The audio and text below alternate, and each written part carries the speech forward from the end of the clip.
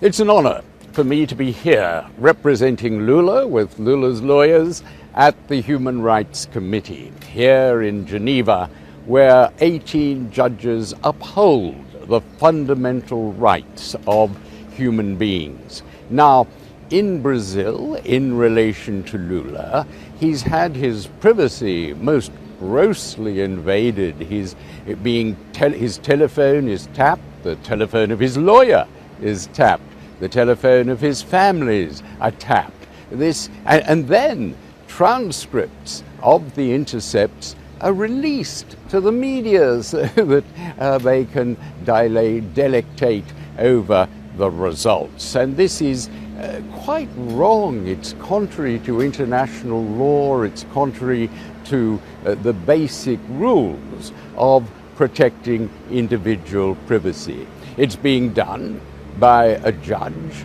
who may be a very good prosecutor of corruption, because corruption needs to be prosecuted.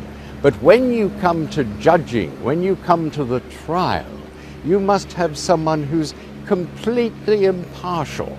And this is one of the great standards that this court upholds. This tribunal has held in the past, and I believe it will hold in relation to this case, that judges must not be prosecutors. They must not be so involved in the investigation that they have power to lock people up. And that's another issue that this petition raises. It's an issue that is of concern in Brazil and other Latin American countries which have the old inquisitorial system, that prosecutors and judges can lock people up without bail before their trial. It's called pre-trial detention, and United Nations bodies and human rights organizations have said there are far too many people in Brazil languishing unconvicted in prison.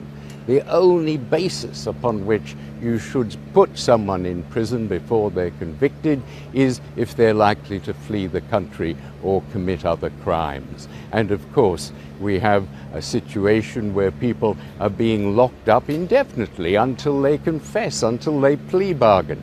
And obviously any such confessions or plea bargains are unreliable, because people may tell the prosecutors what they want in order to get out of prison, not because it's the truth. So these issues, which are quite crucial, I think, to Brazil at the moment, are being raised by this petition that we're lodging at the Human Rights Committee today.